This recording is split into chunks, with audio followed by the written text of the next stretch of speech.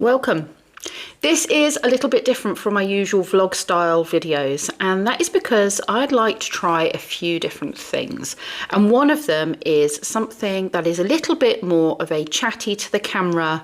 Let's talk about something that is happening out in the world or thought processes that I've had, and I'm going to call this Pip's perspective.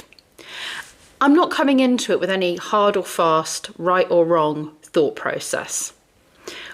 I'm just throwing out there the thoughts I've had on a particular topic, and I would really love it if you would engage in the comments and tell me what you think. And not everyone is going to agree with me, and some people I think are going to have some very strong views on some of these topics, and that's fine, but I just ask that we do keep things respectable in the comment section. I don't want to have to delete people or block people or any of that malarkey, but I am up for hearing different people's opinions on different topics. Today's topic, have you got yourself a cup of tea? Let's sit and chat for probably 20 minutes. Today's topic seems to be a really hot one at the moment, and every time I turn the news on, you know, I go out in the car or what have you, and the radio's on, and actually being thrown up on my YouTube feed is the whole digital ID introduction to the UK that Keir Starmer is currently discussing. Now, like I said, I'm not really a political person, but there are points that I feel like are worth talking about and kind of mulling over. Now, this isn't the first time that this kind of process has been discussed. Tony Blair originally back in 2005 tried to introduce something very similar with a digital ID for people, with the view that it would make processes smoother, quicker, and that it would cut a lot of red tape. It did actually get through, but then I believe when the Labour Lib Dem coalition came into power, they ditched it. But it would seem that Keir Starmer, so the Labour government, are now proposing, well, in fact, not proposing, he's saying it is going to happen by the end of this government. It is going to happen. I believe from what I've heard that there's a lot of legal things around it, that they can't just bring it in. One of the reasons that it didn't go ahead in the 2005 government was there were some problems around civil liberties and human rights, and that some of the ways this could be used could then affect people's civil liberties and human rights. Those concerns, I think, are still very valid. Now, as somebody who doesn't own a passport, hasn't had a passport since I was early 20s, it's really hard for me to prove who I am. It would seem my driving licence with a photo ID card is not enough. It would seem that my totem student card is not enough because I'm a mature student. And it would seem my birth certificate, funnily enough, is not enough.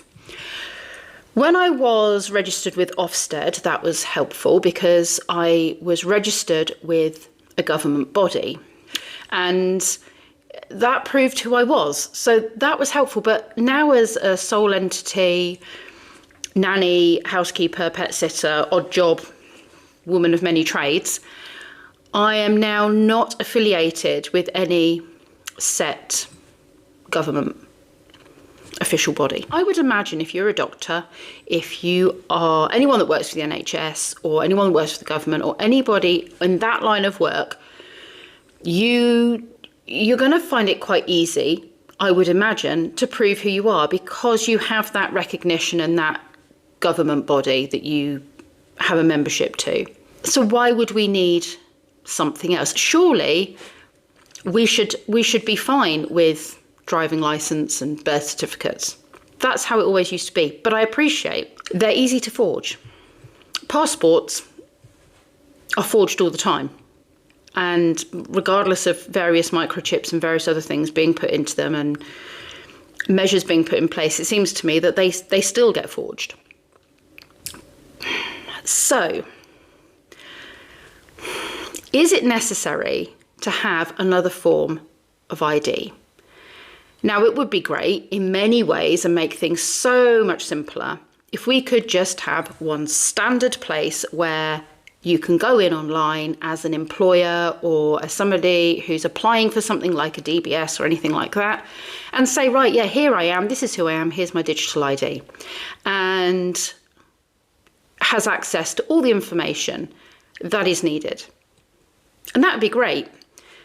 Because let's be honest, I mean, no government database or any database has ever been hacked, has it? Hold on, let me think about that. Jaguar, how's that going? M&S, how's that going? Jaguar are not even making cars at the moment, from my understanding. So, maybe that's not the way to go. Digital is hackable. So why are they saying that this is something that is going to be safer and more convenient? And now, I understand from the other people's points of view, and they're saying, I don't want my data somewhere where the data can be breached. But let's be honest, our data's already there. I'm self-employed. I have a government gateway password, which means they have my name, my address, my date of birth, my income, my bank details. They have all of that.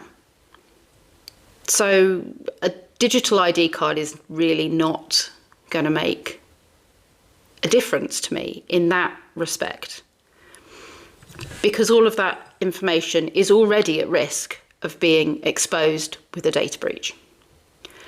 And I believe if you have a passport, it can be accessed digitally. I might be wrong on that. Please tell me if I am. But I believe since the microchips and stuff have been put in, that there is an online base for this. I know that when I've been helping family recently with DBS checks for their work, all it kept asking for was a passport, because that was going to be the easiest way to check. And this was all done online, and they just wanted your passport. They just wanted your passport number, and they would be able to check in their database, and that would be fine.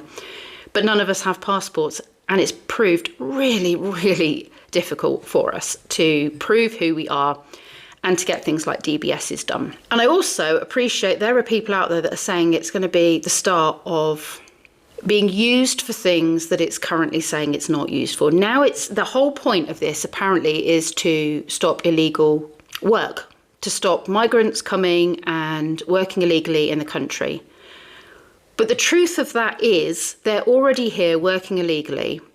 There are checks in place, and a lot of employers know they're here illegally and are employing them for less money than they would pay natives. So they're not checking the system's protocols already. So why would they check the digital ID?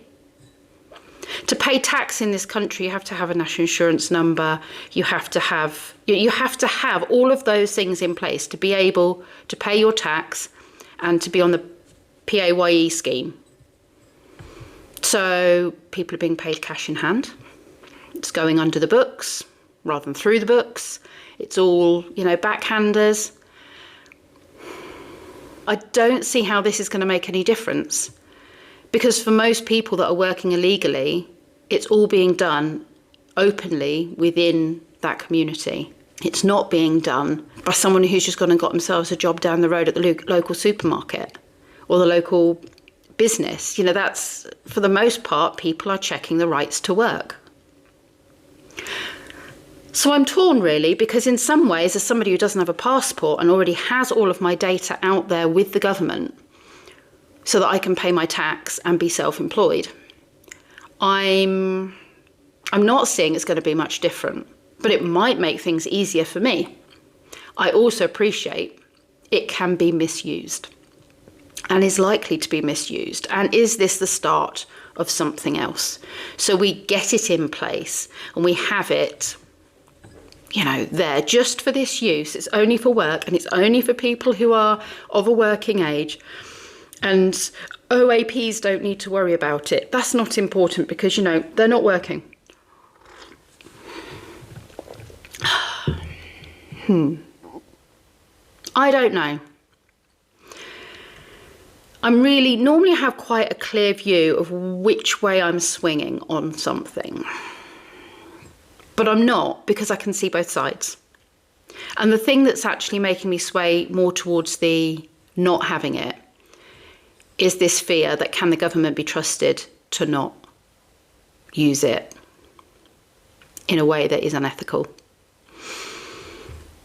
And I guess that's the question, isn't it? This is where I ask for your opinion. What are your thoughts on this? Again, please keep it polite in the comments. If somebody disagrees with you in the comments, please don't get rude about it. Let's just have a discussion. And if this works well, I would be interested in what topics you'd like me to cover and to have a deeper dive into some of the other hot topics of discussion. I don't mean all political, I mean anything, like, do unicorns exist? Let's go anywhere. Let's debate anything. But I really want to hear your opinions. I really want to hear because do you know what? I think there's a lot of things that I've not considered. What is it they say? You don't know what you don't know. And there's a lot more that you don't know that you don't know. Does that make sense? You only know what you know. God, it's a bit late in the evening for this. So I don't know what I don't know about this subject. And I'd really like to hear some other viewpoints, because I think that's the only way I'm going to have a clearer idea in my mind as to whether or not I think this is a good idea or not. So let's have it. What are your thoughts on this digital ID? Do you think it's ever actually going to get put into place in the UK? Or are you like me and feel there's probably an awful lot of legal loopholes that they're going to struggle to get round? I'd be interested to hear your thoughts.